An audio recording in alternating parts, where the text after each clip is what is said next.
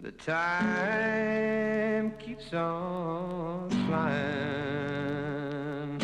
Think you're loving, baby, and all you're doing is crying. Can you feel? When Manson came down to Los Angeles from The Haight in San Francisco, and Mary Bruner and Sadie or Susan Atkins, and I don't know if anybody else was with them, they ended up sort of living around, and Charlie was trying to get into the music scene.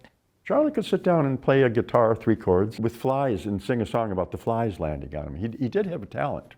In fact, if you were trying to describe Charlie's music, it kind of was rap music. It was just kind of a conscious flow. You can't be true.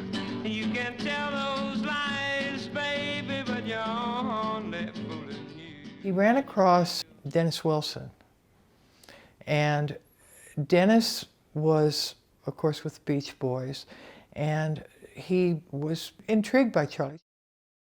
Dennis called me up, said, "Hey, Greg, you got to come down and meet this guy." He called him the Wizard at the time. He was very interested in becoming part of the music scene. This is what Charlie had his eye on. That's why Dennis, the Beach Boys, and then Terry Melcher, producer, more than anything, that was one of his main desires.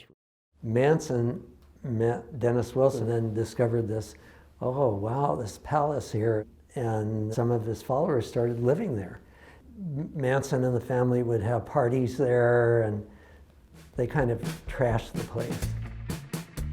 The Beach Boys were going on the road, so Dennis had to go out on the road. He says, "Greg, man," he says, "can you get me out of here?" So I went to the office, I hired movers, we moved out like in one day. So Dennis Wilson was deeply connected to the commune. I think most people know that the Beach Boys recorded one of Charlie's compositions that was originally called Cease to Exist on their 1968 album 2020.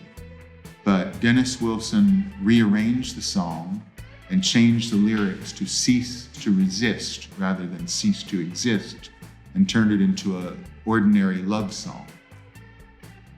See, Charlie wasn't sophisticated enough when it comes to the music business to know what he gave away. So Dennis paid him for it, but I don't think Charlie realized what he was doing. He was giving an intellectual property away that could earn money. And that was one of the things Charlie went after Dennis for, and Dennis was saying, come on, Charlie, you play the game.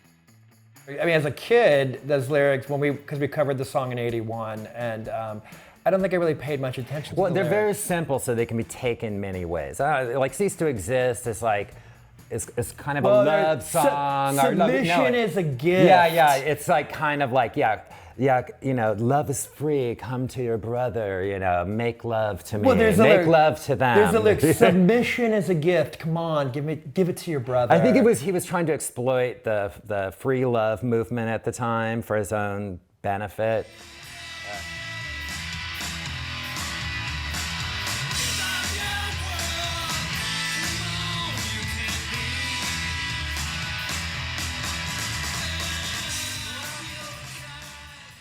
Cease to exist. He's saying, stop being, let me tell you what you are. I hear it now as pure 100% unadulterated brainwashing to drugged out teenagers. Give up your world. Come on, you can be. I'm your kind. Charlie was really counting on Melcher to do something with him, take him into the studio. And Terry, I know, and he gave him the old producer's speech. He told Charlie, Charlie, your music is really good, it's really different, I really like your music, but it's just not my cup of tea. I don't know what to do with you in the studio. And I think that really put Charlie into a really downhill mood. Walk on, I love you, pretty girl.